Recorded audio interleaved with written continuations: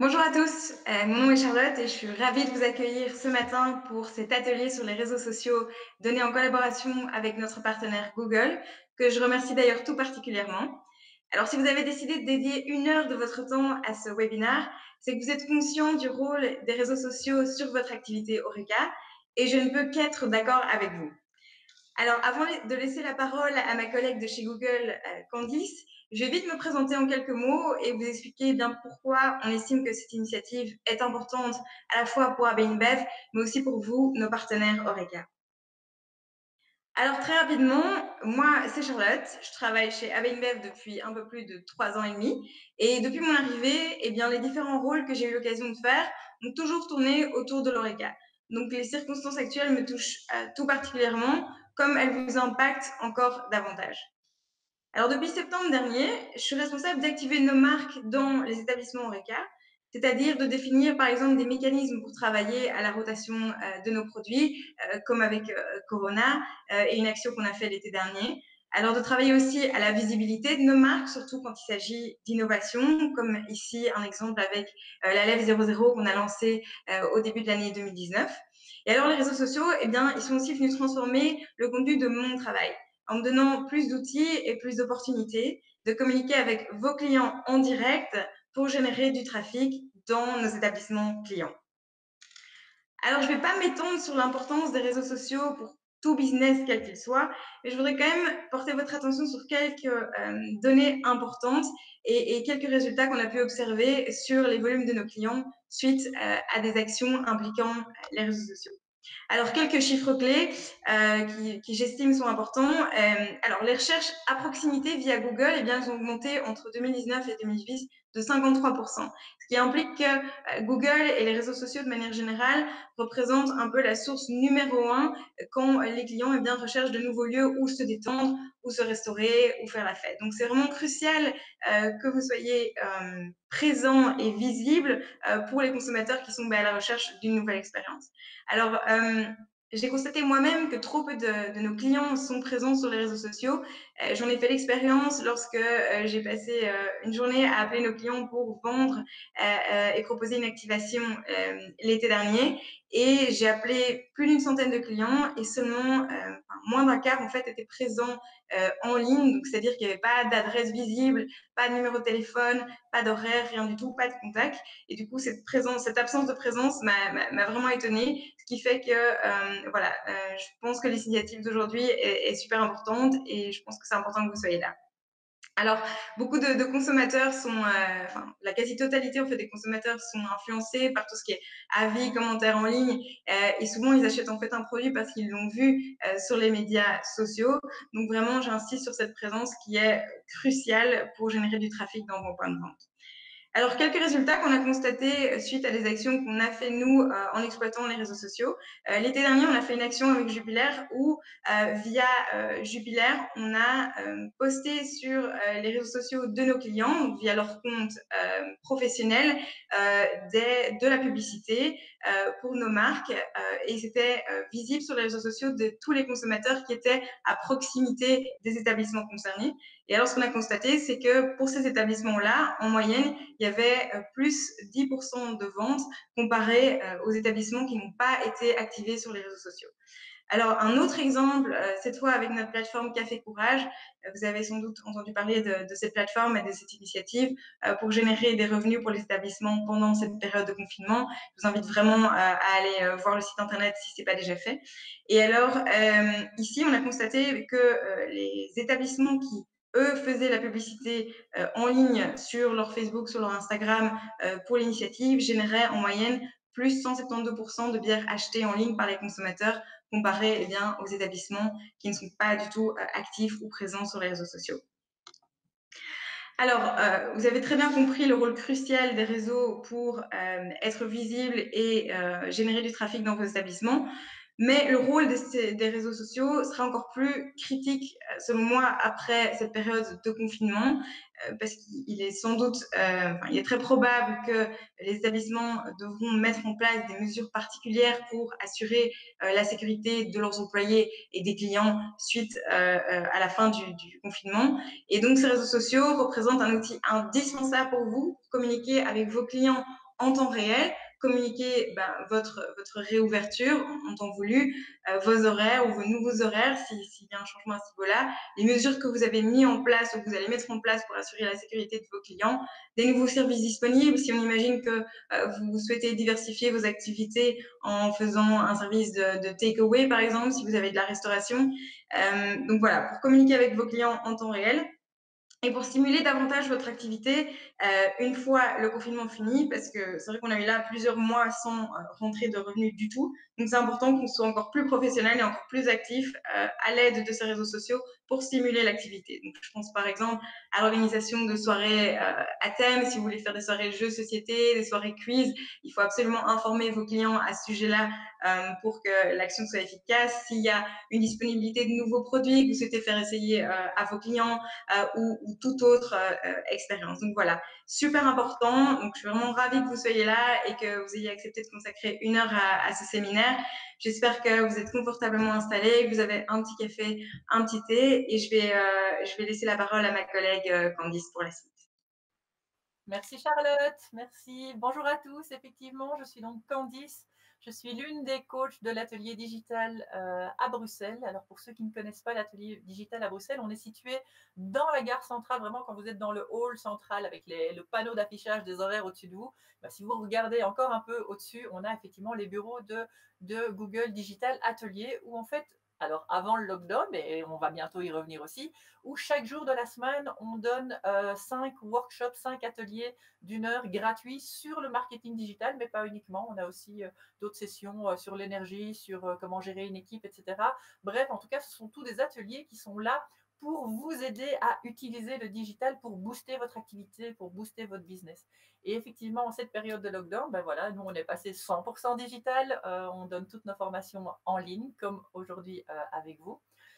Et donc, on est vraiment là pour vous aider justement à mieux comprendre. Ce sont vraiment l'idée, c'est de vous donner envie. D'abord, c'est de vous montrer la pertinence et comme Charlotte vient de l'expliquer, pourquoi c'est important pour vous d'être en ligne avec votre business, que ce soit par un site web, par les réseaux sociaux, par Google My Business ou d'autres outils qu'on vous présentera aujourd'hui ou dans les autres sessions qui sont prévues. Mais c'est donc c'est de vous montrer ce qui existe, pourquoi c'est pertinent et c'est surtout pour vous donner envie de le faire, vous donner envie d'essayer, d'être curieux. Et de nouveau, on vous expliquera qu'il y a d'autres outils qui sont à votre disposition.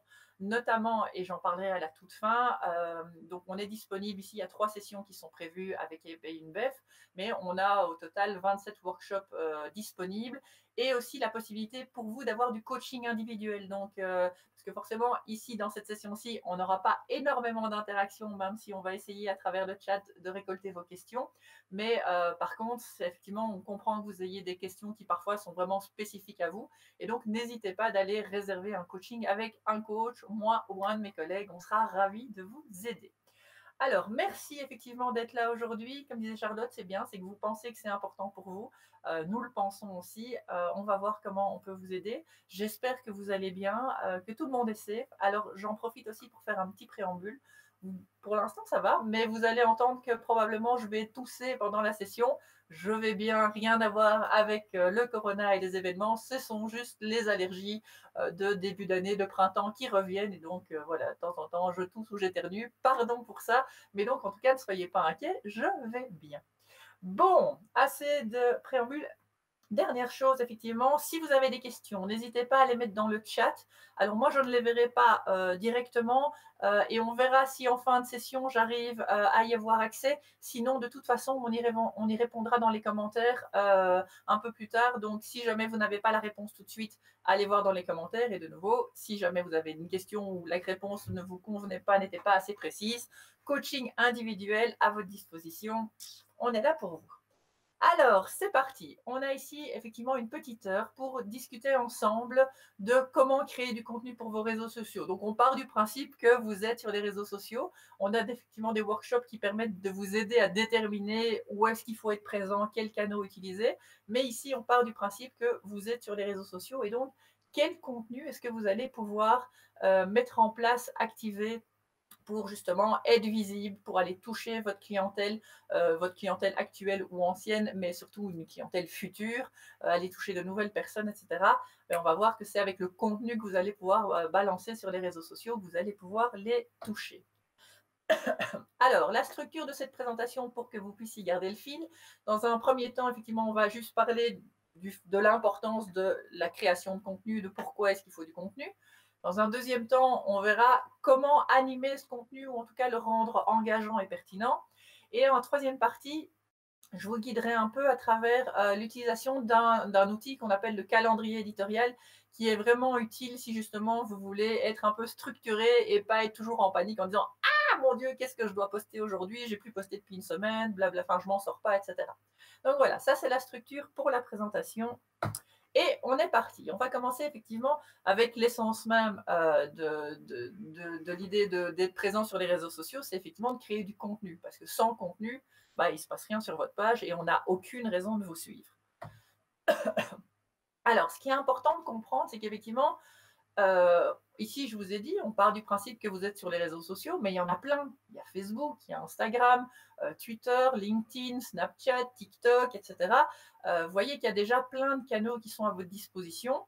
Alors, c'est certain que la plupart vont probablement se diriger sur Facebook et Instagram, parce que ce sont déjà les plateformes où on touche le plus de gens, ce sont les plateformes où il y a le plus de choix, un éventail de possibilités au niveau de format, de façon de communiquer, mais chaque plateforme est différente, chaque plateforme a ses codes. On ne communique pas de la même façon sur Twitter que sur Instagram, par exemple. Mais ça, on en parlera un peu plus tard. Mais donc, c'est ce contenu qui va être effectivement la base de votre identité en ligne, parce que ça va être la raison pour laquelle les gens vous suivent. Parce que vous savez bien que de la pub, on en reçoit déjà tous trop. Pensez vous-même, si vous ouvrez votre Facebook, vous avez de la pub de toute façon. Maintenant, on aime bien la pub quand elle est attractive, quand elle est engageante, etc. Mais fondamentalement, on a envie d'autres contenus en tant que consommateur. Et ça, c'est important, c'est d'arriver à vous mettre dans les baskets, dans les chaussures, actuellement peut-être les pantoufles, de vos utilisateurs, de se dire, bah, eux, quand ils vont sur les réseaux sociaux, qu'est-ce qu'ils ont envie d'y faire, quel type de contenu ils ont envie de voir, avec quel type de contenu ils interagissent, etc. Parce que c'est en répondant à leurs besoins que vous allez réussir à créer cet engagement. Alors, il y a 3 grands types de contenus. Comme vous voyez à l'écran, il y a tout ce qui est texte, un simple post, un simple statut, par exemple Facebook. Ça peut être un partage de liens, des hashtags, etc. Il y a tout le côté visuel, d'une part image, donc de l'image statique. Et là aussi, on va pouvoir faire une photo, un album, éventuellement une infographie, etc. Et puis, il y a le contenu vidéo qui est très important, dont j'appuierai un peu sur l'importance de la vidéo un peu plus tard. Et effectivement, avec la possibilité aussi d'avoir des lives, qui est un format très très pertinent sur les réseaux sociaux, parce que de manière générale aujourd'hui les algorithmes, donc les règles que les réseaux sociaux ont mis en place pour justement déterminer qui a le plus de visibilité par rapport à tel contenu ou telle personne, ben, notamment la vidéo et le live, ce sont des formats qui sont très très impactants et à qui les plateformes de réseaux sociaux donnent de la visibilité. Donc voilà, de nouveau l'idée ici c'est de vous montrer ce qui existe, ce qui est à votre disposition pour que vous puissiez vous poser la question de dire tiens, est-ce que ce format-là, ce serait pas intéressant pour moi? Donc ça, ce sont des choses, parce que voilà, ici sont des exemples, mais je pense aussi notamment sur Facebook, par exemple, la possibilité de faire un 360 degrés. Ça peut être intéressant pour vous quand, je sais pas, si justement vous avez rechangé votre établissement, donné un coup de frais, etc., ou de montrer que vous êtes de nouveau ouvert, ben, de faire un 360 degrés, ça peut être un format intéressant. Ça peut être, ben, effectivement, des événements, des sondages. Il y a plein de choses qui sont à votre disposition, les stories aussi. Donc, il y a plein de formats. Et ça, c'est déjà un premier conseil que je vais vous donner, c'est peu importe la plateforme que vous utilisez, soyez curieux. Allez voir, allez cliquer sur toutes les petites options, allez cliquer dans tous les onglets du panneau d'administration, allez vérifier, parce que vous allez apprendre plein de choses et tout est expliqué. Et donc, mieux vous connaissez votre outil, plus vous serez à même de pouvoir créer du contenu pertinent. Si vous faites déjà du texte, de l'image, de la vidéo, c'est super. Mais, de nouveau, plus vous connaissez votre outil, plus ça ira. Je vais donner une bête comparaison. Imaginez, vous avez une voiture et on ne vous a jamais expliqué que dans les changements de vitesse, en fait, il y en avait 5. Et donc, vous, ça fait 5 ans que vous roulez en première. C'est un peu dommage. Alors que si on vous explique qu'il y a 5 vitesses, bah, la route va être vachement plus agréable, et pour vous et pour vos passagers. Ben, sur les réseaux sociaux, c'est pareil. Connaissez vos outils, connaissez toutes les fonctionnalités, soyez curieux. Ça va vous permettre d'être beaucoup plus professionnel, certes, mais de pouvoir amener des choses plus intéressantes pour votre cible. Alors, je le disais au niveau des formats, ici c'est un focus sur Facebook, mais globalement, les tendances sont les mêmes sur les autres réseaux sociaux.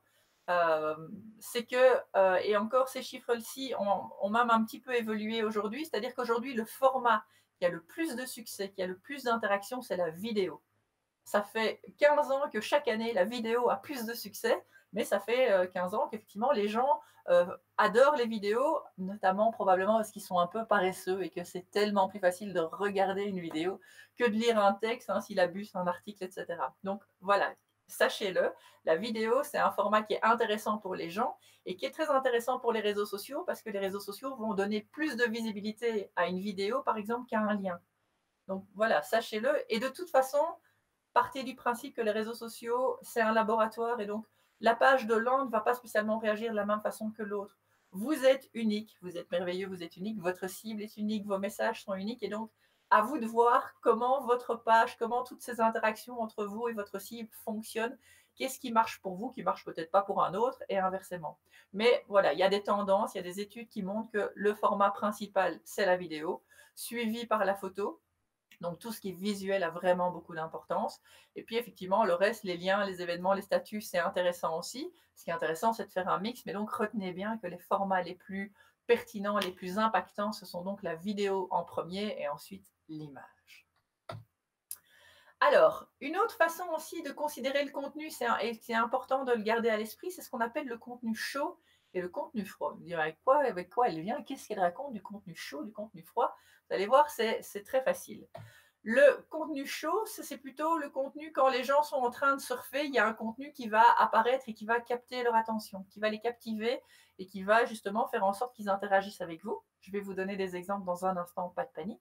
Et de l'autre côté, le contenu froid, c'est plutôt le contenu des personnes qui sont en recherche. Ils recherchent une information, ils recherchent un contenu particulier et donc ils vont avoir une démarche active. Alors que donc dans le contenu chaud, on est plutôt dans une démarche passive. Et vous allez voir que c'est intéressant d'avoir les deux. Alors, de nouveau, ici, je ne comprends rien. Alors, c'est quoi le contenu chaud? C'est vraiment... En fait, le contenu chaud, c'est un peu... On le poste aujourd'hui, mais demain, c'est trop tard. Ou éventuellement après-demain, ou lundi, c'est trop tard. Mais c'est vraiment le contenu qui est lié à votre actualité. Il se passe quelque chose maintenant. Typiquement, dans votre cas, ça pourrait être effectivement la réouverture, ça pourrait être des nouvelles conditions de sécurité si les gens viennent, etc. Des choses qui font que c'est aujourd'hui qu'on l'annonce, c'est important aujourd'hui. C'est peut-être intéressant de le voir par la suite, mais en même temps, ça perd de son charme et en tout cas, ça perd de son attractivité si on le fait trop tard. Et donc ça, c'est vraiment le contenu chaud. Et c'est aussi ça qui est important sur les réseaux sociaux, c'est qu'à la différence de la télévision, de la radio ou du magazine, c'est que par exemple, pour ces trois exemples-là, si vous voulez faire une communication là-dessus, il faut la prévoir parfois un jour, une semaine, un mois à l'avance. C'est difficile d'être réactif. Le gros avantage et surtout l'essence même des réseaux sociaux, c'est que si maintenant vous avez une bonne idée ou que si maintenant il se passe quelque chose, vous pouvez, dans les 10 minutes, poster quelque chose sur votre page Facebook. Ça, c'est le contenu chaud. C'est vraiment, il se passe un truc, il faut que je le dise maintenant, sinon c'est trop tard.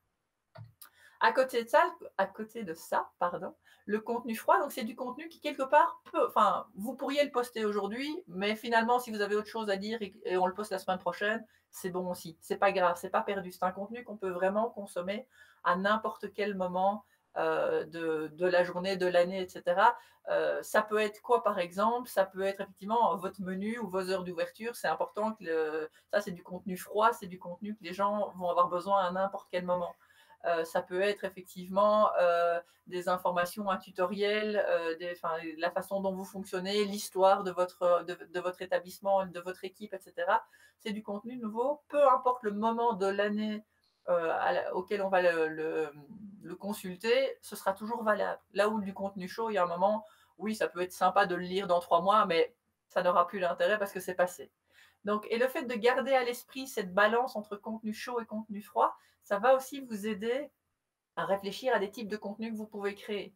Notamment quand on parlera de calendrier éditorial, c'est intéressant d'avoir du contenu froid, entre guillemets en réserve, parce que de temps en temps, vous allez peut-être bloquer sur oh, j'ai rien à raconter aujourd'hui, ah, c'est pas grave, j'ai du contenu froid qui est prêt et que je vais pouvoir placer quand je veux. Mais on parlera calendrier éditorial un peu plus tard. Alors, ce qui est intéressant, donc c'est ce que je disais, c'est que ces contenus, ils sont complémentaires. c'est important de jouer sur les deux. C'est très, très chouette pour les gens d'avoir du contenu chaud et d'avoir justement une information de savoir ce qui se passe. C'est ça, il faut s'en rendre compte. Les gens qui vous suivent en tant qu'établissement sur les réseaux sociaux, ils vous suivent quelque part de la même façon qu'ils suivent leurs amis, c'est parce qu'ils vous aiment, c'est parce qu'ils ont de l'intérêt pour vous.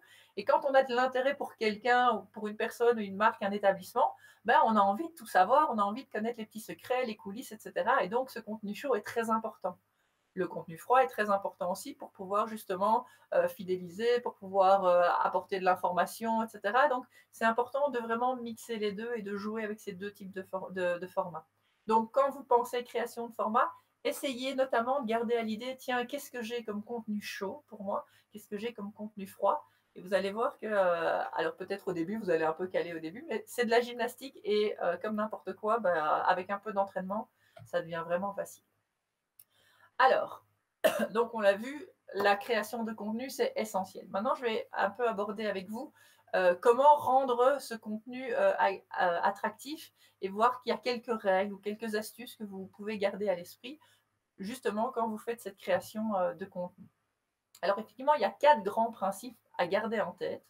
C'est un, d'avoir une ligne éditoriale, je vais revenir dessus dans un instant, varier les formats, je reviens dessus dans un instant aussi, rédiger du contenu engageant, évidemment, mais je viens dans un instant. Et alors effectivement, il y a aussi ce qu'on appelle la règle des 80-20. J'ai travaillé longtemps comme community manager pour plein de marques quand je travaillais en agence et quand je commençais une mission, bah forcément, la première fois, j'allais voir le product manager, le boss ou la personne responsable, mon point de contact, en lui disant, OK, qu'est-ce que tu as envie qu'on communique sur les réseaux sociaux? Et 9 fois sur 10, c'était assez fascinant, c'est que forcément, c'était que de la pub. C'est, on a des nouveaux produits, on a des nouveaux services, on a une promo telle date. Oui, ok, super, mais on va devoir raconter d'autres choses. De nouveau, je rappelle, les gens ne viennent pas sur les réseaux sociaux pour avoir de la pub. Les gens viennent sur les réseaux sociaux pourquoi? Pour être divertis, ils ont envie de se marrer, ils ont envie d'être émus, etc. Et surtout maintenant, on a vraiment envie de se marrer, envie d'être divertis, etc. D'avoir des infos sur ses amis ou sur les établissements, les marques qu'on suit, qu'on aime. Donc effectivement, de savoir ce qui se passe pour elles, être informé, partager des opinions, pouvoir être créatif, etc. Ça, et pensez à vous, pourquoi est-ce que vous allez sur les réseaux sociaux? Quand vous allez sur Facebook ou sur Insta, etc., pourquoi est-ce que vous y allez? Pourquoi est-ce que vous suivez des marques, etc. Parce que c'est en répondant à cette question que vous allez pouvoir offrir du contenu pertinent. Et donc, cette règle du 80-20, c'est vraiment de se dire, OK, il y a 20% de contenu, c'est normal. Vous êtes là aussi pour communiquer la publicité, la promo, les offres, etc. C'est clair, il faut le faire. Par contre, il faut que ce soit vraiment une partie minime de votre contenu. Le reste, ça va être effectivement de l'informatif, de l'entertainment, enfin de divertir les gens, etc. D'avoir du contenu fun pour créer du lien. Les réseaux sociaux, c'est vraiment de l'émotionnel. Les gens, de nouveau, ils vous suivent parce qu'ils vous aiment et qu'ils ont de l'intérêt pour vous. Donc, vous devez aller dans ce type de relation. Si vous restez dans de la promo, alors oui, il y a des gens qui sont intéressés par la promo parce qu'ils veulent faire attention à leurs sous, tout ce que vous voulez, mais c'est dommage parce que vous passez vraiment à côté du potentiel des réseaux sociaux. Alors, je vous l'ai dit, ligne éditoriale important. Un des premiers points, c'est effectivement de définir votre ton. Comment est-ce que vous allez parler sur les réseaux sociaux quand vous êtes en ligne? Est-ce que vous allez, par exemple, vous voyez vos clients, les tutoyer? Est-ce que vous parlez, est-ce que vous allez avoir un ton posé, strict, etc. Ou bien est-ce que vous êtes foufou et que on balance et on est très informel avec les gens? Forcément, ça va aussi dépendre du type d'établissement que vous avez. Mais c'est important de se poser la question. Si j'étais une personne, si ma marque, si mon établissement était une personne, comment est-ce qu'elle parlerait? Comment est-ce qu'elle s'exprimerait? Donc d'avoir ce ton, c'est important. Les thématiques, je disais, une de vos thématiques, ça va être clairement les promotions, les informations de vos produits, de ce qui se passe, etc. Mais il va falloir déterminer d'autres thématiques. Ça peut être par rapport, je ne sais pas, moi, effectivement, aux partenaires avec lesquels vous travaillez, de se dire, tiens, ben, voilà, moi, on va faire des articles ou on va faire des petites publications sur les gens avec qui on travaille parce qu'on travaille en circuit court, j'en sais rien. Mais il va falloir trouver d'autres histoires à raconter que juste on est ouvert de telle à telle heure et on est ouvert tel jour et pas tel jour, etc. Il va falloir trouver d'autres thématiques et ce sont ces thématiques-là qui vont être les plus intéressantes, en fait. C'est avec celles-là que vous allez créer du lien, c'est avec celles-là que vous allez créer votre communauté, etc. Alors, de la cohérence, effectivement, c'est important de l'avoir, surtout si vous êtes présent sur différents canaux. Il faut que si quelqu'un visite et votre établissement, mais aussi votre site web, vos réseaux sociaux, votre newsletter, etc., mais il faut que les gens s'y retrouvent. Il faut qu'au niveau visuel, ils s'y retrouvent. Il faut qu'au niveau du ton, ils s'y retrouvent, etc. Donc, c'est important d'avoir cette vue globale et que donc, si par exemple, il y a une personne qui est en charge de ça, etc., ben, qu'elle se parle de temps en temps. Et enfin, effectivement, la différenciation, mais ça, vous l'avez déjà au niveau de vos établissements, c'est vous devez, enfin, vous êtes déjà unique, mais vous devez appuyer ce fait d'être unique. Donc, oui, allez voir ce que les autres font, etc. Mais soyez différents, apportez votre touche personnelle, etc. Ce sont des choses qui vont vous différencier et qui font que les gens vont avoir plus d'atomes crochus ou plus d'intérêt pour vous que pour vos concurrents. Alors, un aspect intéressant aussi, c'est de varier les formats. Je le disais tout à l'heure, les formats principaux, c'est le texte, l'image et la vidéo. Donc ça, ce sont les formats de base. Maintenant, soyez créatifs. D'abord, ce sera plus sympa pour vous, mais c'est surtout plus sympa pour votre utilisateur aussi parce que bah, justement, on est un peu surpris. On est comme dans une relation, il faut toujours surprendre son partenaire. Et ça, vous allez pouvoir le faire à travers les thématiques, mais à travers les formats aussi. Et ce qui est intéressant, c'est que vous allez aussi pouvoir jouer sur les formats. C'est-à-dire que, par exemple, vous pourriez avoir un gros article ou une grosse vidéo qui raconte une longue histoire que vous allez ensuite pouvoir séparer en plus petits morceaux et que vous allez pouvoir éparpiller sur les réseaux sociaux ou via votre newsletter ou peu importe la façon dont vous communiquez. Vous allez pouvoir faire des teasings aussi avec juste une photo ou une infographie ou une petite vidéo, même une petite vidéo de 6 secondes, enfin quelque chose qui accroche pour renvoyer vers un autre format. Donc pensez, c'est pour ça que je disais c'est intéressant, par exemple, vraiment soyez curieux, allez sur Facebook, puisque ça va quand même être une des plateformes que vous allez utiliser le plus, et regardez tous les types de formats que vous avez à disposition pour communiquer. Et challengez-vous de dire, tiens, ce format-là, tiens, je ne connaissais pas ou je ne l'utilise pas souvent. Si je devais créer un contenu avec ce format-là, qu'est-ce que je pourrais faire? Ben, ça va vous challenger, ça va vous obliger à être parfois un peu plus créatif, mais ça va être fort apprécié par votre communauté. Et après, peut-être que vous allez voir, tiens, ce type de format-là, ma communauté, elle ne réagit pas. C'est pas grave, c'est les réseaux sociaux. Demain, c'est oublié. Mais au moins, vous aurez testé. Et peut-être que vous allez vous rendre compte, oh, ça, c'est un format, les gens adorent, ils réagissent à fond, etc. Ben, je vais le faire encore. Mais pour ça, il faut être curieux, il faut tester, il faut aller mettre vos petites menottes dedans. Alors, du contenu engageant, on va le voir, c'est dans l'écriture et dans la façon dont vous allez formuler votre message, mais elle dépend vraiment énormément de la plateforme que vous avez choisie. Aujourd'hui, malheureusement, je vois encore trop de marques, peu importe quel type, qui en fait balancent exactement le même contenu sur toutes les plateformes de réseaux sociaux où elles sont présentes. C'est un peu dommage parce que c'est pas pertinent pour toutes. On ne communique pas de la même façon sur LinkedIn que sur Facebook, par exemple. Ou en tout cas, je voudrais au moins que vous vous posiez la question avant de justement dire ce poste-là, je le balance partout.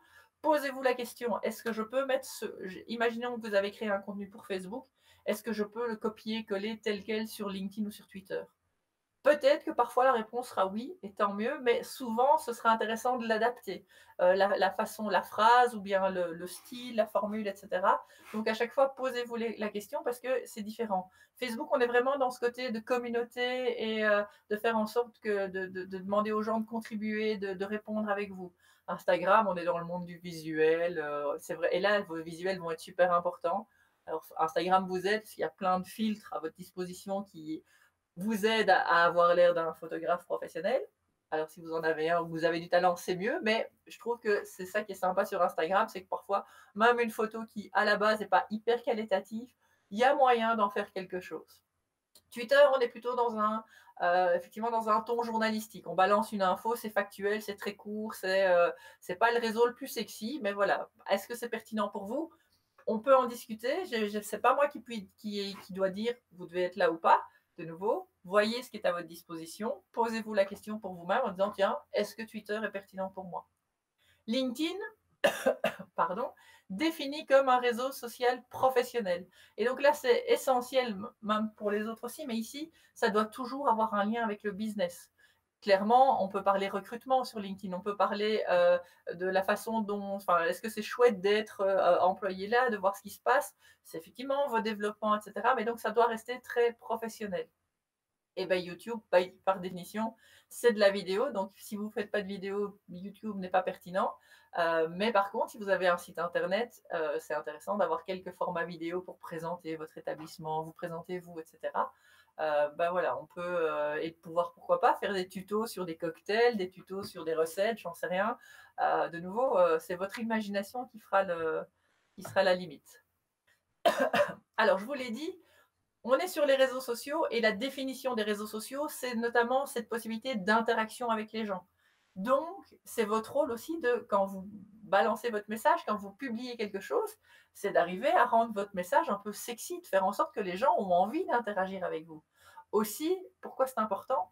Parce qu'il faut savoir que plus les gens interagissent avec votre contenu, plus le réseau social sur lequel vous l'avez posté va se dire: ah, les gens interagissent avec ce contenu, donc c'est intéressant, donc je vais lui donner plus de visibilité.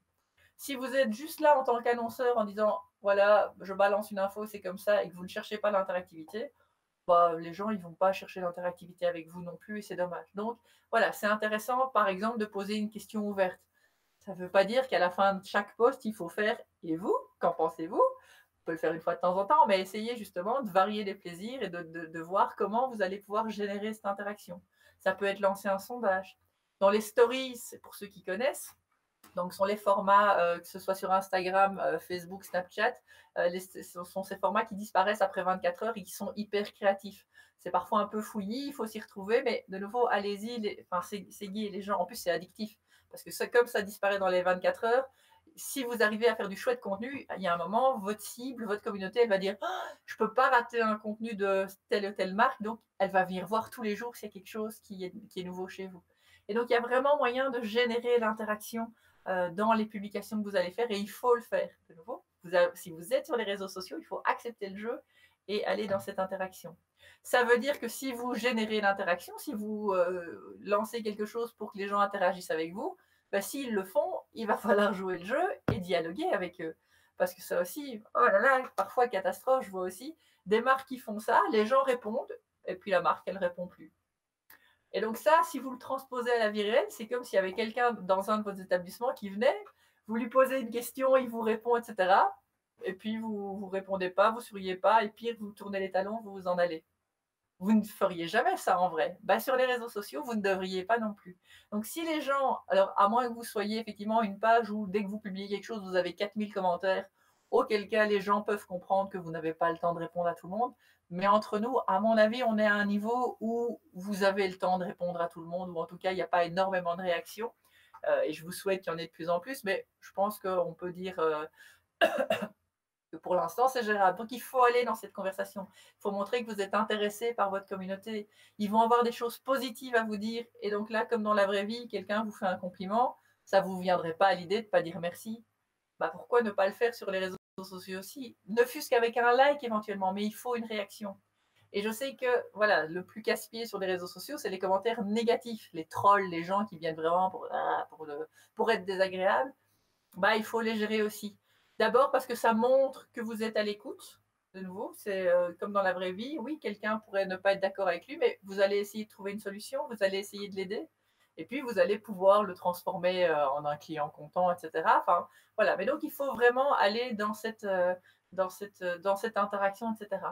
Si par exemple, parce que sur Facebook, par exemple, dans Messenger, vous avez la possibilité d'activer des messageries automatiques, ce qui vous permet parce que peut-être que sans doute vous n'avez pas le temps de gérer ça toute la journée. Et donc, vous pourriez très bien générer un message automatique qui dit, voilà, on a bien reçu votre message, mais effectivement, on ne relève la boîte, par exemple, qu'une fois par jour.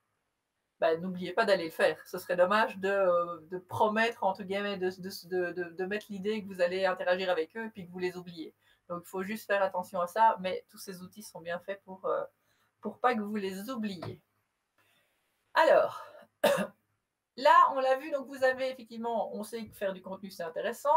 On voit ici, on a vu quelques points pour comment est-ce qu'on va pouvoir faire du contenu qui est pertinent, attractif, sexy, qui génère des interactions.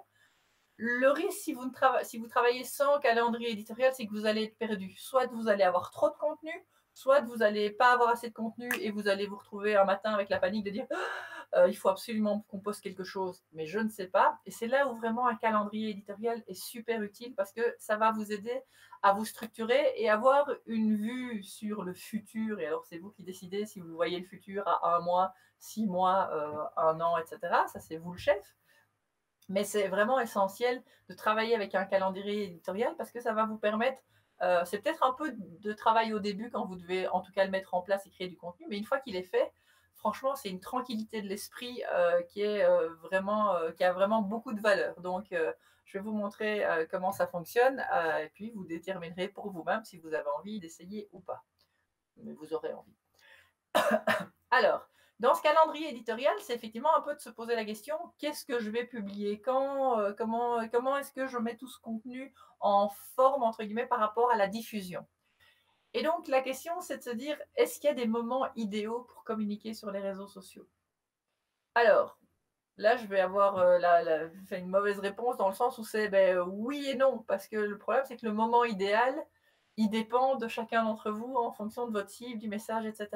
Donc, je ne peux pas vous dire, parce que vous verrez, il y a des études que je vais vous montrer dans un instant qui disent que, par exemple, sur Facebook, c'est mieux de publier tel ou tel jour.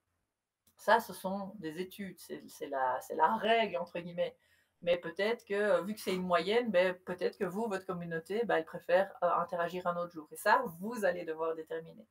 Mais on va pouvoir effectivement utiliser quelques outils, quelques informations, quelques statistiques pour pouvoir vous aider à savoir quand est-ce que c'est, par exemple, le meilleur moment de poster. Alors, avant de créer ce contenu, effectivement, je vous ai dit, on va d'abord rassembler le contenu. Donc, ce que vous allez clairement faire, c'est aller zioter ce que font les autres. Allez voir ce que vos concurrents font et même d'autres marques dans d'autres secteurs. Comment est-ce que les marques que vous aimez, par exemple, pensez aux marques que vous adorez suivre sur les réseaux sociaux. Mais pourquoi est-ce que vous adorez les suivre? Est-ce que c'est juste parce que c'est qui ils sont? Ou bien c'est la façon dont ils communiquent, c'est le type de contenu qu'ils proposent? Ça va vous inspirer. Il va falloir déterminer la fréquence de vos publications. Et la fréquence de vos publications, il y a des règles par plateforme, mais ça va aussi dépendre de vos ressources humaines.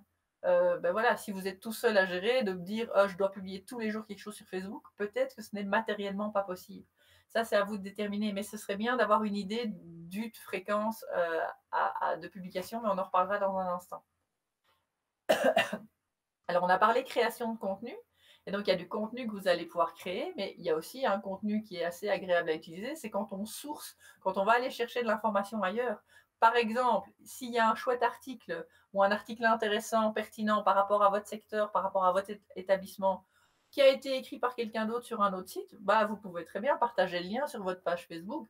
C'est un contenu que vous n'avez pas dû créer. C'est quand même chouette. Et donc, c'est intéressant aussi d'avoir effectivement ce qu'on appelle le curated content. C'est du contenu qui a été créé par d'autres et que vous allez pouvoir mettre en avant en l'introduisant, etc. Donc, il y a votre création de contenu. Et puis, je vous dis, on va aller alimenter tout ça. Alors, il y a des outils qui peuvent vous aider. Alors ici, je vous en donne 3. Il y en a d'autres. Si vous êtes curieux, de nouveau, Google est votre ami. Tapez calendrier éditorial, outils, etc. Ici, on vous en présente 3 parce qu'on n'a pas le temps. Mais donc, effectivement, pour ceux qui connaissent, Trello est un outil qu'on peut organiser pour faire effectivement du partage de contenu éditorial, pour de partager ça en équipe ou même pour soi-même si on est tout seul, ça permet de structurer sa pensée. Editorial Calendar, là c'est plus par rapport à du contenu, par rapport à un site web, c'est un add-on pour un plugin pour WordPress. Et donc, ça vous permet effectivement, si jamais vous voulez publier des articles régulièrement, d'avoir une vue sur les articles que vous allez poster. Et sinon, outil de base, mais efficace, effectivement, Google Sheet ou Google Agenda, puisque vous pouvez le partager, que c'est en ligne, que c'est éditable par plusieurs personnes. Et je vous montrerai un exemple après. C'est vrai que c'est un outil vraiment facile et accessible pour justement gérer son calendrier éditorial. Mais de nouveau, je vous montrerai un exemple un peu plus tard. Alors, la bonne fréquence des posts, c'est quoi? Voilà, vous le voyez ici à l'écran, de manière générale, on dit que sur Facebook, c'est idéal de poster 3 à 5 posts par semaine. Alors, peut-être que certains font « c'est pas assez, j'ai trop de choses à dire ». Il y en a peut-être qui sont en panique en disant « oh, mais j'ai jamais 3 choses à raconter par semaine sur Facebook ». Alors, pas de panique, justement. L'idée, c'est de se dire « ça, c'est la moyenne. Ça, c'est ce qu'on recommande ». Maintenant, à vous de voir en fonction de vos ressources humaines. Et puis, est-ce que vous avez le contenu? Est-ce que vous avez assez de contenu à faire? Mais par contre, en faisant un exercice sur les catégories, sur les formats, etc., ben, vous allez générer du contenu. On pensait contenu chaud, contenu froid. Ça, c'est par exemple le moment d'avoir un stock de contenu froid ou de, par contre, de se dire, tiens, contenu chaud, comment est-ce que je peux rebondir sur l'actualité par rapport à mon business? Mais donc voilà, et vous voyez que par exemple, oui, sur Twitter, on peut se permettre de tweeter plus que sur d'autres plateformes. Et ça, vous allez devoir tester. Comment est-ce que votre communauté sur Facebook ou sur Instagram ou sur Twitter réagit par rapport à la fréquence? Est-ce que est-ce qu'ils sont en demande ou bien ils se disent oula, si tu pouvais poster un peu moins, ça me ferait des vacances. Et ça, vous allez sentir avec les interactions en allant jeter un coup d'œil aux statistiques, par exemple. Alors, au niveau du jour, voilà, de nouveau, ceci, ce sont des règles. C'est quelque part, c'est général. Et vous voyez, Facebook pendant la semaine de travail, oui, mais en attendant, il y a des marques qui fonctionnent excessivement bien le week-end. Donc ça, c'est une base, c'est un point de départ pour vous. Vous en tenez compte par rapport à vous. Maintenant, vous allez tester et vous allez tester du contenu peut-être un lundi, un jeudi, etc., un matin, un soir, un midi. Et vous allez voir quand est-ce que votre audience est la plus réactive. Et en fonction du type d'établissement que vous avez, par exemple, ben, ça ne va pas être la même chose. Donc ça, c'est pour ça que c'est vraiment intéressant. Ça paraît un peu bateau quand je le dis, mais quand je dis vous êtes unique, je le pense vraiment à plein d'égards. Et notamment par rapport aux réseaux sociaux, un business n'est pas l'autre. Donc vous allez devoir tester. Prenez ceci comme point de départ en se disant bon ben voilà, je vois qu'effectivement c'est mieux de poster en semaine visiblement. Mais finalement, si je testais le week-end, qu'est-ce qui se passerait? Si vous avez des événements qui se passent le samedi soir, ben, vous n'allez pas poster ça uniquement en semaine parce que Candice a dit que et que Facebook a dit que c'était mieux en semaine. Non. Si c'est plus pertinent pour vous le samedi, eh ben, postez le samedi et tant mieux, il y aura moins de monde sur le côté. Mais posez-vous les questions, essayez, allez mettre les mains dedans. Alors, les codes d'écriture sont pas les mêmes, justement. Et c'est ça qui est intéressant, c'est ce que je disais tout à l'heure. Par pitié, ne partez pas du principe que vous écrivez un contenu et que vous le postez sur toutes les plateformes où vous êtes présente. Non, chaque réseau social a ses codes, ses codes au niveau des outils, les hashtags, les mentions, etc., mais aussi dans sa façon de communiquer avec son audience. Et donc, acceptez ça. Alors, vous voyez, la durée de vie d'un post n'a pas justement la même durée sur un Facebook que sur un Twitter. Ça va aussi dépendre de l'interactivité ça dépend de beaucoup de choses. De nouveau, ce sont des règles, c'est une première idée. Maintenant, à vous de voir par rapport, comment est-ce que vous allez vous situer par rapport à ça. Maintenant, il y a une réalité, c'est qu'en général, plus c'est court, plus c'est efficace. Les gens sont bombardés de contenu, vous le voyez vous-même, vous êtes bombardés de contenu, il y a trop de contenu partout. Et donc, on a besoin que ça aille vite, ça ne nous intéresse pas, on zappe, il faut arriver à capter les gens le plus vite possible. Donc, en général, plus vous êtes court, mieux c'est. Parfois, vous aurez du contenu qui demande d'être plus long. Et c'est OK, mais voilà, gardez à l'esprit que normalement, plus vous êtes court, plus c'est intéressant. Mais ça veut dire aussi que, par exemple, sur Facebook, vous savez, quand vous faites un post qui est trop long, ben, il va, sur LinkedIn aussi, par exemple, il affiche que le début, et puis il y a un voir plus ou lire plus, je ne sais plus par cœur. Ben, ça veut dire que pour arriver à convaincre les gens de cliquer sur lire plus, c'est que c'est le tout début de votre publication qui doit être super impactante, qui doit arriver à convaincre les gens d'aller cliquer sur ce lire plus. Donc gardez ça à l'esprit parce que de nouveau, parfois je vois des publications et le call to action, vraiment le message important, il est à la fin. Bah, il y a plein de gens qui vont pas le voir parce qu'en fait, ils n'auront pas cliqué sur le lire plus parce que le début, il était un peu bof bof, il n'a pas réussi à me convaincre à cliquer dessus. Donc voilà, connaissez les outils, voyez comment ils fonctionnent, regardez comment votre audience, comment les communautés générales fonctionnent sur ces outils de manière à pouvoir les utiliser de la sorte en fonction de je suis sur Facebook, je ne communique pas de la même façon sur Instagram, sur Twitter, etc. C'est vraiment important. Au moins, posez-vous la question. Parfois, c'est vrai, parfois vous allez dire bon, non, si, ça passe très bien sur Twitter aussi. Bah, tant mieux, vous avez gagné du temps. Mais je vous assure que adapter votre contenu à une plateforme, ça ne va pas vous prendre tellement plus de temps que ça. Mais par contre, vous allez normalement vraiment voir la différence au niveau de l'impact et au niveau de l'interactivité avec les gens. Donc, posez-vous au moins la question. Et de toute façon, après, vous faites ce que vous voulez. Alors, là, je vous renvoie aussi vers votre utilisation. Effectivement, c'est important de garder à l'esprit. Donc, les internautes, ils n'aiment pas quand c'est trop de pubs, quand c'est trop d'activité, etc. ils viennent pas sur les réseaux sociaux pour ça. Gardez bien ça à l'esprit. C'est pas pour ça qu'ils viennent. Ils viennent pour être divertis, pour être informés, mais pas spécialement de vos promotions, etc. Pour être créatifs, etc. Par exemple, les internautes, de manière générale, ils n'aiment pas non plus qu'on leur demande trop de choses. Donc, les inviter à interagir avec vous, déjà, il y a des gens qui n'aiment pas, donc il y en a qui le feront. Mais par contre, ne leur en demandez pas trop. Parfois, on voit effectivement, on va demander aux gens de poster une photo ou une vidéo. Bah, là, typiquement, une photo, déjà, il y a plein de gens qui participeront pas. Une vidéo, et encore moins, parce que ça demande un gros investissement. Donc, soyez conscients aussi de ce que vous demandez aux gens. N'en demandez pas trop, sinon vous risquez de les refroidir, de les effrayer. Euh, donc, ça, c'est intéressant. Et effectivement, ne posez pas une question à chaque fois. Si on est trop mis à contribution, il y a un moment, on est là genre, tu sais quoi, moi je viens sur Facebook pour me détendre, là, tu me fatigues, quoi. Donc, mais testez, à voir, mais gardez ça à l'esprit et gardez bien à l'esprit comment est-ce que vous réagissez, comment est-ce que vous comportez sur les réseaux sociaux par rapport aux marques que vous suivez. Parce que parfois c'est difficile, vous pensez en termes d'annonceur, il faut que je parle de mes actions, etc. Et on oublie parfois de se mettre dans la peau de son utilisateur, de son client, etc. Et c'est important. Et si vous n'y arrivez pas, mais posez-leur la question. Vous avez certainement des clients fidèles ou des amis ou des gens qui viennent, etc.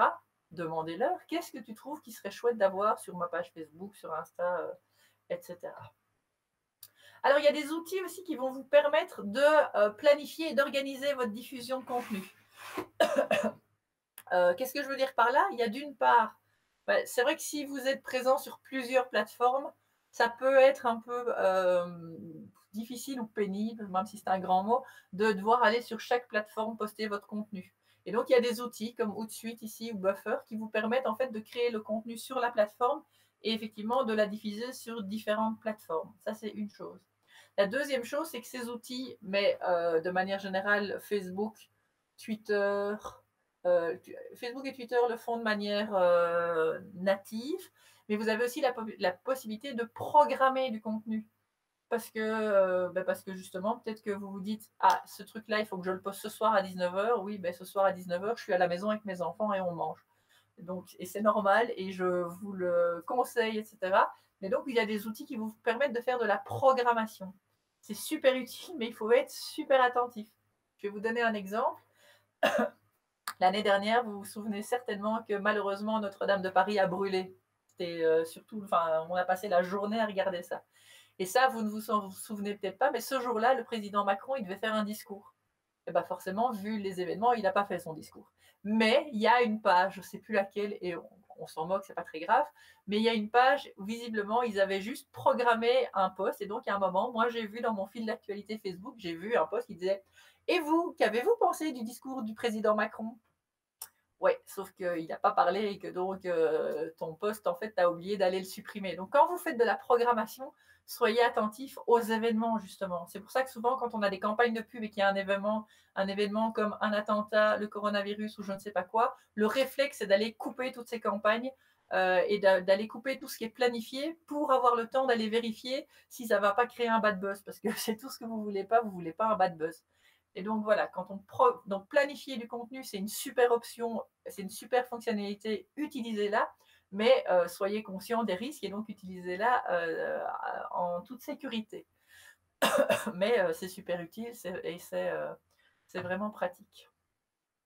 Mais donc voilà, donc, je vais revenir, on va regarder un plan de contenu dans un instant. Je voudrais juste encore vous donner quelques outils et vraiment j'en cite 3-4 pour la forme parce que vous en connaissez peut-être déjà certains que vous utilisez déjà et pour le reste, il y en a plein à disposition sur le net. Il suffit d'être un peu curieux et échanger aussi. Ça, c'est chouette et c'est vraiment intéressant, c'est d'échanger avec vos amis, avec vos collègues, collègues de l'établissement ou entre établissements. Voilà, renseignez-vous. Il y a plein d'outils à votre disposition qui sont totalement gratuits, qui sont en partie gratuits, en partie payants ou qui sont payants. Ça dépend de l'investissement que vous voulez faire, mais il y a beaucoup de choses qui sont disponibles de manière gratuite, donc pas de panique. Alors, un petit outil que quand même je peux vous conseiller, c'est effectivement, alors bon patron, de nouveau, c'est un correcteur orthographique. Le message ici, c'est surtout, faites attention à votre orthographe, parce que les gens sont très virulents par rapport à une faute d'orthographe. Et c'est idiot parce que bah, ça arrive à tout le monde, soit de taper de travers, soit de faire une faute, c'est pas la fin du monde. Mais les gens sont très à cheval là-dessus et ils risquent du coup de se focaliser là-dessus et pas sur votre message, ce qui est dommage. Donc prenez, ayez le réflexe, pardon, ayez le réflexe d'aller vérifier qu'effectivement le bout de phrase, parce qu'en général vos communications elles vont être courtes, mais vérifiez qu'il n'y a pas une faute qui s'est glissée là-dedans. Un deuxième outil, c'est une application. Donc, cette application, elle vous permet justement d'aller éditer des photos et des vidéos et de pouvoir justement faire des formats un peu sympas. Ça permet quand on est, c'est pas qu'on n'est pas créatif, mais ça vous permet d'avoir un outil facile qui est en partie gratuit, en partie payant, d'aller créer des formats qui sont attractifs, qui sont jolis, qui sont faits pour les réseaux sociaux. Donc voilà, soyez curieux, allez voir.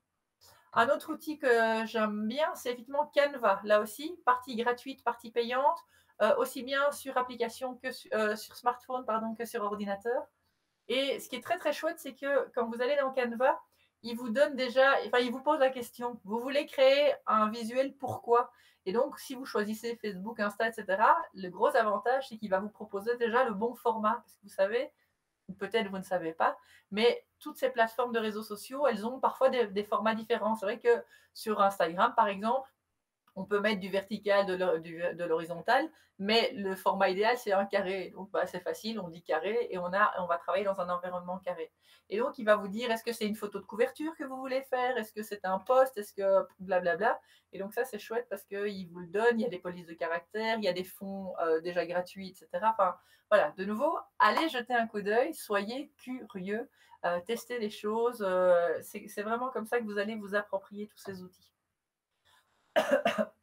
Alors WordSwag, ça c'est juste une application, ça vous permet de mettre effectivement des textes, ou des mots, ou des petites phrases, etc., des expressions, une quote, une citation, etc. Vraiment, ils ont toute une sélection de polices de caractères qui sont effectivement très sexy, qui sont très agréables à regarder, avec des styles très différents. Voilà, de nouveau, c'est à votre disposition. Si vous êtes curieux, allez voir. Ça vous permet de justement proposer des visuels qui n'ont pas été faits sur Paint, même s'il y a moyen de faire des choses magnifiques sur Paint, mais il y a des outils qui sont vraiment là pour aider les gens qui n'en touchent pas une sur Paint ou sur Photoshop. Donc, à votre disposition, allez voir ce qui existe. Alors, si on résume tout ça, donc ce qui est important, c'est il faut du contenu, ça c'est évident. Il faut surtout l'animer et l'engager. C'est pas juste un truc que vous balancez comme ça parce que sinon ça marchera pas d'ailleurs. C'est juste ça. Il faut que ce soit engageant, impactant, etc. Et puis, il y a tout ce qui est là à votre disposition pour vous organiser. Parce que, ben, mine de rien, c'est pas votre métier à la base. Par contre, oui, c'est vrai que comme le disait Charlotte, c'est essentiel d'être présent sur les réseaux sociaux parce que c'est là que les gens sont.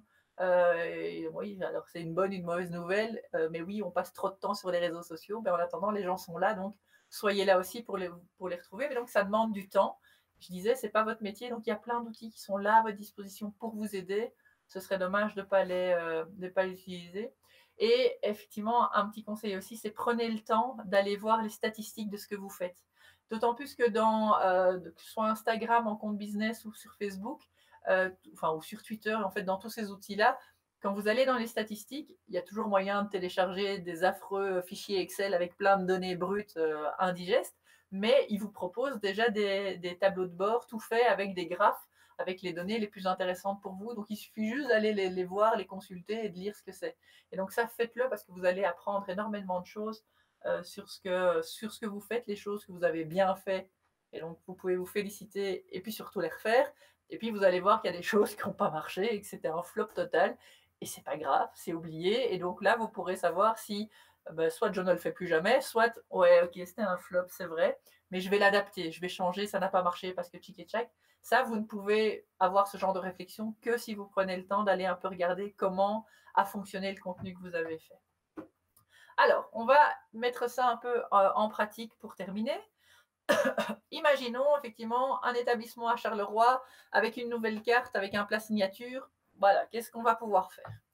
On le disait, la première chose, c'est de choisir son contenu. Quels sont les types de contenus qu'on va pouvoir créer sur base de ça? Sur quelle plateforme on est présent? Mais donc ça, on détermine que c'est que vous savez donc que vous êtes sur telle ou telle plateforme. Et donc, quels sont les contenus? par plateforme qu'on va pouvoir créer. Et donc, en fonction de ça, sur Instagram, quel type de contenu on va pouvoir faire. Je vous l'ai dit, sur Instagram, c'est clairement le visuel, donc d'avoir un super beau visuel de votre plat signature, bah, c'est évident qu'il doit y être. Maintenant, ça pourrait être différentes étapes, etc. YouTube, ça peut être la vidéo de justement votre établissement et du plat signature qui arrive ou de la préparation en cuisine. On verrait le chef. Alors, on n'est pas obligé de dévoiler tous les secrets, mais il y a moyen de jouer sur des teasings, etc. Twitter, je vous l'ai dit, c'est plus factuel. Donc, ça, si vous étiez présent sur Twitter, c'est vrai qu'on aurait un tweet plus factuel qui dit, ben voilà, on rouvre tel jour et on a un nouveau pièce signature avec un visuel, mais on est plus factuel. On est moins dans le fun à ce niveau-là, même s'il y a moyen. Facebook dans la communauté. Donc, comment est-ce qu'on va pouvoir justement générer ces interactions, que ce soit par un concours. Alors, attention, les concours, je fais juste une petite parenthèse. On peut faire des concours sur Facebook, mais normalement, on n'a pas le droit. Et pourtant, je suis d'accord, on en voit plein. Je suis sûre, je vais vous le dire et vous dites, mais enfin, j'en vois plein. Normalement, on n'a pas le droit de faire un concours sur Facebook où on oblige les gens à identifier des amis dans la réponse ou à partager le post. Ça, si vous allez lire les conditions d'utilisation de Facebook, c'est interdit. Et donc, je suis d'accord, il y en a plein qui le font. Je dis juste que soyez conscients de ça, parce que parfois, c'est rare, mais parfois ils le font. Et donc, de temps en temps, quand Facebook voit qu'une page ne respecte pas les conditions, soit ils suspendent la page, donc elle est bloquée, soit pire, elle est virée. Après, moi, j'ai dit ce que j'avais à dire, vous faites ce que vous voulez. Et Pinterest, qui est un réseau social, pardon, vraiment basé sur les visuels, ben, où là, justement, vous allez pouvoir tant présenter, créer des albums autour du design, par exemple, de votre établissement, que sur les différents plats ou la cuisine.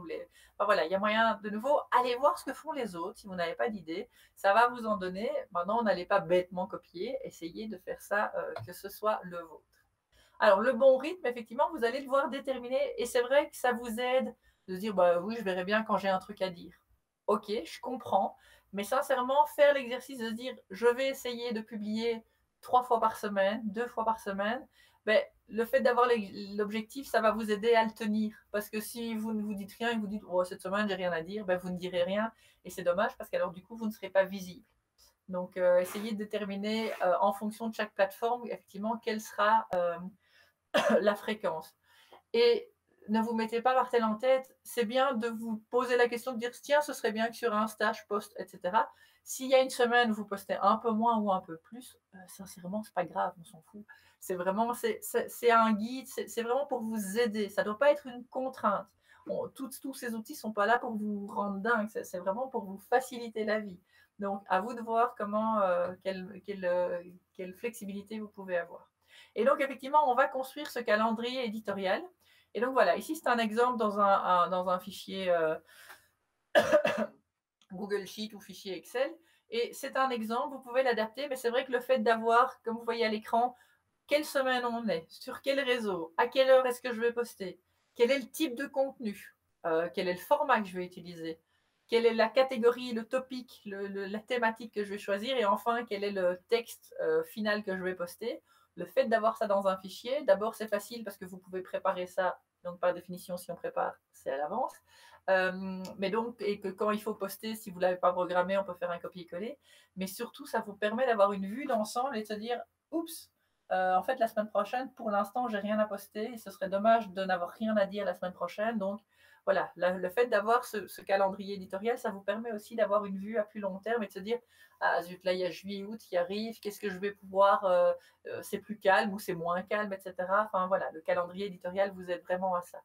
Et donc, vraiment, faites-le pour chaque plateforme, et en mettant bien l'heure à laquelle vous allez poster, ça va vraiment vous aider. Et soyez très précis de se dire, OK, quel est vraiment le texte. Il faut que ça. Après, moi, je travaille avec plusieurs calendriers éditoriaux. J'en ai un très high level, très simple, mais qui est sur un an, qui justement me permet de dire, tiens, en janvier, février, etc., il se passe tel truc, mais c'est juste un mot-clé ou le nom d'un événement. Et puis, j'ai un calendrier éditorial plus précis, où vraiment, là, j'ai le détail des publications qui vont être postées sur quelle plateforme, etc. Vraiment, faites l'exercice parce que je vous assure que vous allez voir que ça vous aide. Bref, on arrive au bout de cette formation. Donc, je rappelle, soyez curieux, allez voir ce que font les autres, allez voir ce que vous avez déjà fait si vous avez déjà fait des choses. essayez d'être présent, d'être actif. Si vous ne dites rien, ben, les gens ne penseront pas à vous parce qu'ils seront bombardés de stimuli par rapport aux autres et vos concurrents risquent d'être visibles, donc ils risquent d'aller chez vos concurrents. Donc soyez visibles, ça c'est important, il faut que vous soyez présent. Et pour terminer, prenez le temps d'aller, ça ne doit pas être tous les jours, mais une fois de temps en temps, aller dans les statistiques de votre page Facebook, de votre compte Instagram, etc. et allez voir comment votre contenu réagit. Voilà, alors je jette juste un coup d'œil pour voir si... donc non, vous n'avez pas eu l'occasion d'avoir le chat. Donc si vous avez des questions, je vous renvoie vraiment... oups, je ne suis plus sur la bonne fenêtre, pardon. D'abord, dans un premier temps, effectivement, je vous rappelle, ou je vous le dis, mais je pense que vous le savez, qu'effectivement, je serai de retour, moi, lundi, pour voir avec vous une session sur comment créer un site web professionnel de manière très rapide, très facile. Franchement, c'est vraiment un jeu d'enfant et c'est même très gai à faire. Et alors, le jeudi 7 mai, là, ce sera avec mon collègue Jean, où on vous parlera de Google My Business. Si vous ne savez pas ce que c'est ou que vous ne savez pas très bien, surtout venez, parce que ça, c'est vraiment un outil, c'est dommage de ne pas l'utiliser. Sinon, qu'est-ce que je peux vous dire? C'est qu'effectivement, donc je vous l'ai dit en début d'intro, ça ne veut rien dire, en début de session, à l'atelier digital de Google, on a 27 workshops, 27 ateliers sur le marketing digital et des thèmes qui vont autour de ça, qui sont gratuits. Donc, c'est chaque fois des sessions d'1 heure, donc c'est très facile. Ben, forcément, maintenant, on est en ligne, donc c'est vraiment à la carte. Je vous invite à aller. Je vous l'ai dit aussi, vous avez la possibilité de réserver un coaching de 30 minutes juste pour vous avec un coach, que ce soit moi ou un de mes collègues, où vraiment on va aller challenger ce que vous faites ou si vous avez des questions précises, on vous aide justement à booster votre présence en ligne. Donc ça, je vous renvoie vers vous voyez l'URL ici en bas à droite, g.co/atelier digital BE. Il y a la possibilité aussi de passer des certifications en ligne. Et même si la certification en tant que telle n'est peut-être pas ce que vous cherchez, ce qui est intéressant, c'est que ça vous permet de voir tout ce dont on a parlé ici ou dans les autres sessions d'une autre façon. Et puis la certification sur votre profil LinkedIn, sur votre CV ou même pour vous-même, ça fait toujours plaisir. Ça vous donne un objectif aussi. Voilà, on est au bout de cette session-ci. J'espère que ça vous a inspiré, en tout cas, ça vous a donné envie d'essayer des choses, d'être plus présent, d'être plus actif, et que ça vous a montré des opportunités que peut-être vous ne connaissiez pas, et que si vous connaissiez, peut-être de vous donner envie encore plus de les utiliser. On est là à votre disposition. On a donc les 2 autres workshops qui arrivent lundi et jeudi prochain. On a tous les autres ateliers qui sont aussi disponibles les autres jours. Et donc, allez voir les thèmes, soyez curieux. Ça passe de travailler le SEO, à Google Analytics, par exemple, si vous avez un site internet, de se dire, OK, mais comment est-ce que je peux savoir ce que les gens font sur mon site? Tout ça, on peut savoir. Donc, créer du contenu, voilà, tout ce qui est vidéo marketing, email marketing, enfin voilà. Allez voir les thèmes, on a plein de chouettes choses à disposition. On a plein de chouettes coachs pour vous apprendre toutes ces choses-là. Je vous remercie d'avoir pris le temps d'être là ce matin avec moi, avec nous, avec Charlotte. Merci beaucoup. Donc, si vous avez des questions, n'hésitez pas à venir nous les poser. Et moi, en tout cas, je vous dis rendez-vous à lundi. Prenez soin de vous, prenez soin de ceux que vous aimez. Profitez quand même un peu du soleil si vous en avez. Mettez le nez dehors, mais soyez prudents. Voilà, je vous dis au revoir. Merci beaucoup et à tout bientôt. Et donc, à lundi. Au revoir.